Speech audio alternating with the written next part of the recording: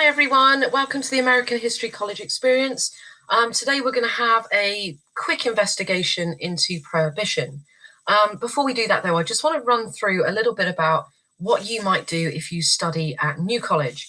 So in American history, we look at pretty much everything from 1865 all the way up to 1975. Okay, we look at civil rights, Martin Luther King, Malcolm X, slavery. You'll do an independent research project on that for your coursework. We also look at the presidents and their policies, and there are lots of very, very insane presidents that we can look at.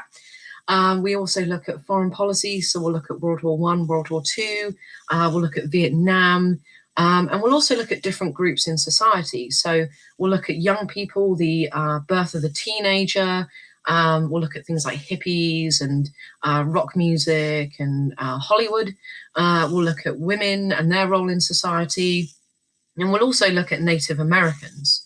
So that's really what you'll cover if you study American history at New College. Okay, but going back to Prohibition, we're going to define Prohibition. Okay, so Prohibition is really the banning of alcohol.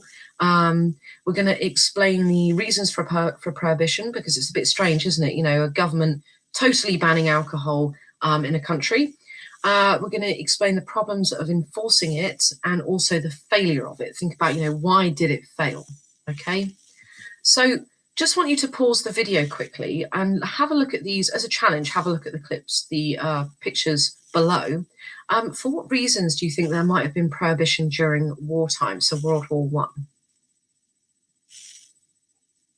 Now, if you had a look at the images, if you paused it for a minute and had a think, you might have thought, well, actually, in wartime, you've got people working in factories. You don't particularly want them coming in with a hangover or, being a little bit worse for wear. As the challenge, you might have noticed in the images that beer especially was often brewed by German factories, okay, often imported, but also German factories in America as well. And there was very much an anti-German feeling during World War I. So that was a really big issue. Now, here are some campaign pictures from the day, from the time period, really kind of saying why people wanted alcohol to be banned. I just want you guys to pause the video for a second, make a list of any reasons that you can see, and then we'll come back to it in a second. So if you manage to have a look, and especially the one on the left, what the bottle does, 1 year's work. Okay, so in 1 year, okay, this source tells us that apparently there are smothered babies due to alcohol. There are murdered wives, criminals, insanity, suicides, and at the top, we can see untold crime, misery, and woe. I mean, maybe a bit OTT, but pretty good campaign, isn't it? I mean, it's pretty persuasive. The one on the right, we can see the fat cat brewer with his top hat, rolling in the money. Okay. Obviously, he's getting all the money from people going out and drinking. And he wants people to vote wet. Okay, so to vote for alcohol to stick around. On the right, though, you've got a woman who is looking after 3 kids. Okay, she's looking pretty sad, looking like she's waiting for her husband to hopefully come home. And what that's really saying is that, vote dry, vote for the prohibition, because my husband is always out drinking and spending all my money, and we do without. Okay, that's what they're saying. And that was a really big hit of the time. So we did have pressure groups coming out at the time as well. Often they were very religious. Okay, so women's Christian temperance movement, very, very church-based. Obviously coming from that kind of moral viewpoint, is it a sin to, go out and, get drunk and drink alcohol every night? And they got really, really into this. You've also got the Anti-Saloon League. And remember, saloons are just pubs. And again, they kind of joined together. And they, it wasn't even just a a protest group, they went as high as they could. They bent the ears of very, very senior congressmen. And they even persuaded Kansas to become a dry state in the 1870s. So, I mean, pretty good. Now, in terms of enforcement, then, some of the states tried to help the federal government enforce prohibition. Okay, Indiana bans the sales of cocktail shakers. Vermont tries to make drunks identify where they got their booze from.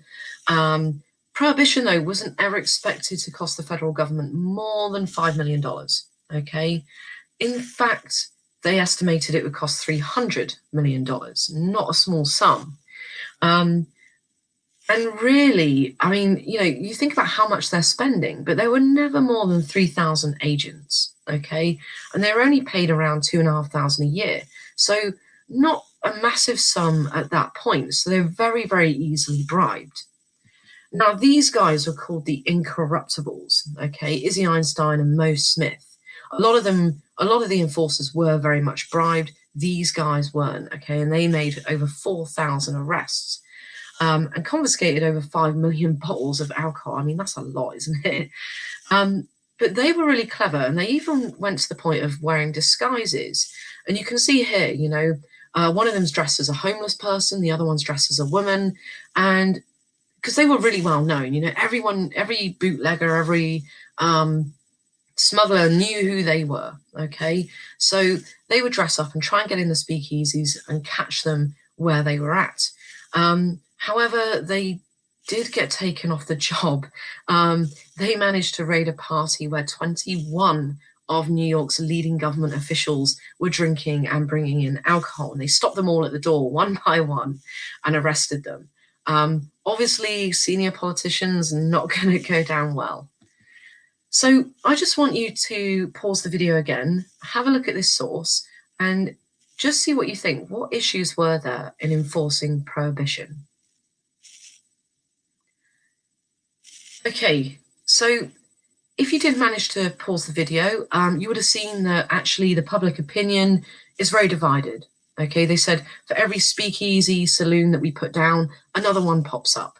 Okay, lots of people wanted to drink, lots of people wanted to party. Almost impossible to succeed with this. And these are what we call speakeasies. Okay, hidden bars in hidden rooms, various places around cities. You can see the Coke vending machine. They would have hidden doors, so you'd often have a code, whether it be knocking or a password, and it would open up into this secret bar.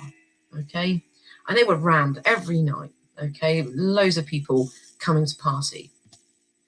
Now, in terms of getting the alcohol, though, I mean, you've got countries that are bordering America, like Mexico and Canada. They haven't banned alcohol. It's easy to get. Also, and I'd really warn you, never, ever, ever do this because a lot of people died from this. It's really lethal. Industrial alcohol, like, the stuff that you get in science lessons, really dangerous. It's not real, it's pure alcohol. It's not like drinkable. But they used it. They made moonshine and brewed it in their basements and barns. And Chicago became one of the centers for alcohol distribution, massively great transport links, roads, railways, and organized crime gangs really started to come out. And one of these that you might have heard of is Al Capone. Okay, now he was based in Chicago, one of the most famous gangsters known today. He had links, like all of them really, prostitution, gambling, and extended his ideas to alcohol. He also was involved in one of the biggest massacres, gangland massacres of the time, the St. Valentine's Day Massacre. He had a really big rival of Bugs Moran. And basically what he did is he got his members to dress up as policemen and pretend to go and arrest Bugs Moran's members. And what his members did is he lined them all up against the wall and shot them in the back. Okay, not very pretty. Okay. Now, what I would like you guys to do, just as a last thing, just pause the video, make a list of as many reasons as you can why you think prohibition failed.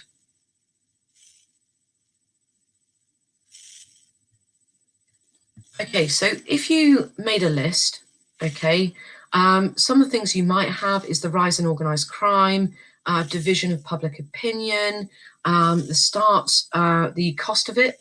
Enforcement was horrendous money. Also, you lose taxes. And at the same time, you've got the start of the Great Depression. So you need those taxes to boost the economy. And that's pretty much it. So thank you very much for listening, and I hope to see you soon. Any questions, get hold of the college. I'll be happy to answer them. Okay, thank you.